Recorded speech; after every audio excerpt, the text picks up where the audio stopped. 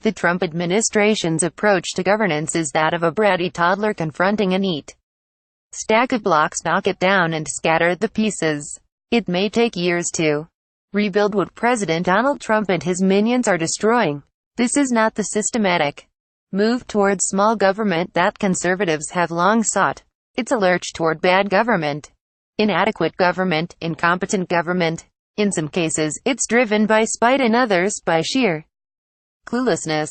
Ultimately, we will all pay a price for Trump's nihilism. The most recent example is the chaos at the Consumer Financial Protection Bureau, an agency established in the wake of the 2008 financial crisis as a watchdog against abuses. Perhaps the Bureau's best-known action to date was levying a $100 million fine against Wells Fargo Bank for opening hundreds of thousands of deposit and credit card accounts without the customer's knowledge or consent.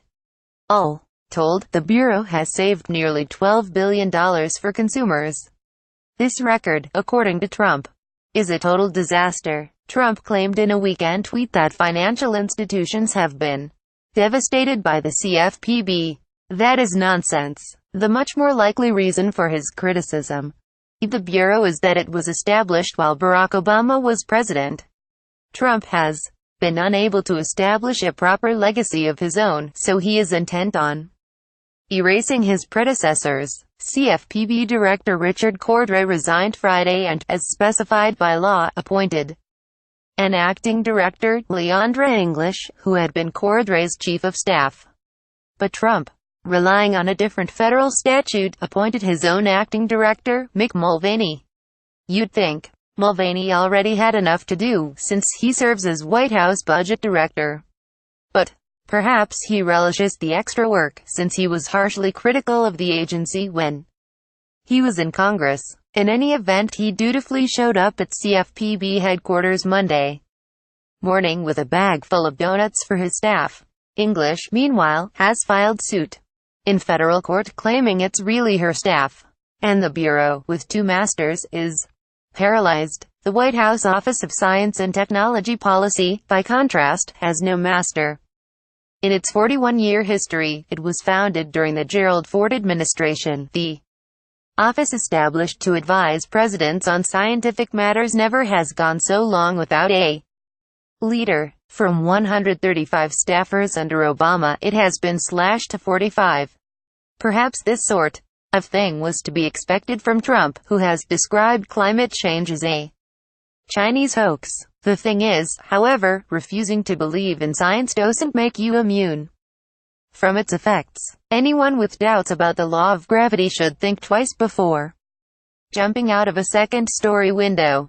Meanwhile, China is racing ahead and already has become the world's leader in clean energy. A functioning science office, staffed with qualified scientists, would tell the president he is wrong to focus on coal, the fuel of the Victorian era, while ignoring the renewable energy sources that will power the rest of the 21st century. But Trump hates being told he's wrong. He chose an Environmental Protection Agency director, Scott Pruitt, who perhaps has even less regard for what science tells us about greenhouse gases and atmospheric warming. The result has been to make the world's most powerful nation mute and irrelevant in the global conversation about climate change. Even more alarming is the way our diplomatic corps is being decimated by Secretary of State Rex Tillerson. This is a bipartisan issue, said John McCain. Rares added his name to a letter complaining that U.S. diplomatic power is being weakened internally as complex global crises are growing externally. Tillerson, who once reportedly referred to Trump as a moron, is both sane and intelligent, unlike so many other Trump appointees. But he has approached the State Department as if he were an ambitious mid-level corporate executive tasked with downsizing an overstaffed branch office. He has forced out a host of senior diplomats, hired consulting firms to advise him on a reorganization, agreed to slash the department's budget by 31% and refused to fill jobs that his predecessors considered vital. But Tillerson's main job isn't management, it's diplomacy. With every career ambassador or senior officer who is elbowed out the door, a lifetime's worth of Contacts and expertise depart as well. The administration will sorely miss that wisdom in a crisis. Future presidents will have to restore what Trump and his team are casually destroying. Ignorance and petulance, rather than reason, now reign. Eugene Robinson is a columnist for The Washington Post.